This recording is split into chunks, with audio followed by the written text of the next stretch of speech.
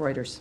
Hi, Tammy. Thank you. What can you tell us about Gaza ceasefire talks? Prime Minister Netanyahu is here. He's going to meet with President Trump again tonight. Is it close? What are the remaining sticking points? So many questions. I mean, that's 7 questions so far. No, it's only 2, actually. Yes, all right. You can handle it. I think I can. I think I can. It's an important question, obviously.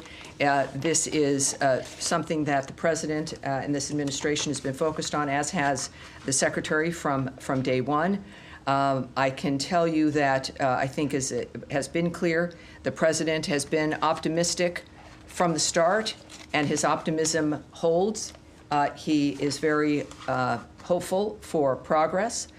There was some commentary made, of course, at the cabinet meeting, which I do want to share with you. The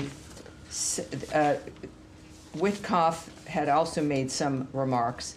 Is this in the book or in the paper here when it comes to the commentary? I think we're going to get that. You might see one of my specials coming up here in a moment. Because I want to get you specifically what, of course, the Special Envoy has said as well.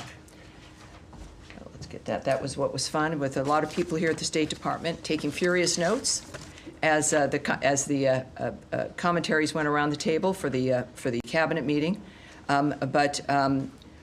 We have from both the Special Envoy and the President. Got on so many issues. But yes, let's get this. On the Netanyahu meeting, there will be another meeting this evening with Prime Minister Netanyahu. The president has noted, of course, Gaza is a tragedy, and everyone wants to get it solved. Ambassador Steve Witoff says we're in proximity talks now. We had 4 issues, and now we're down to 1 after 2 days of proximity talks.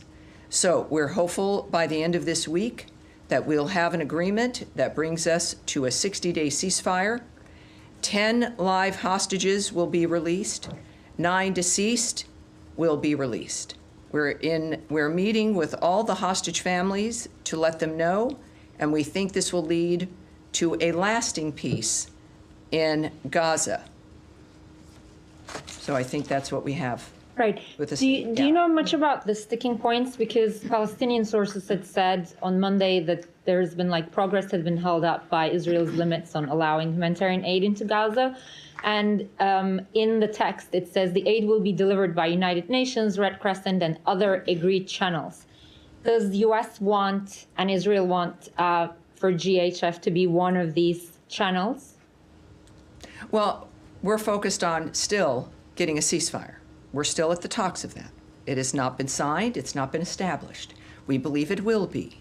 We had a ceasefire once before. That was broken early on in this dynamic. On October 7th, there was a ceasefire. That was also broken by the same monsters who continue to make statements, which I would suggest anything you hear or receive from Hamas, that terrorist group that is responsible for this suffering and the carnage for generations, you should look at with a side eye, with suspicion. And many of the reports you hear are from that perspective, still certainly detached from what's best for humanity and from the reality of the situation. We're focused on, the president is focused on the ceasefire itself. Nothing is given until it's done.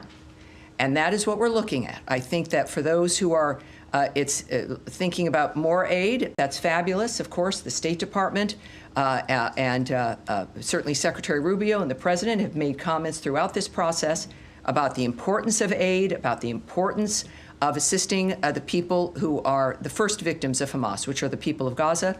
And we've stayed true to that principle, and we remain committed to it. So, however,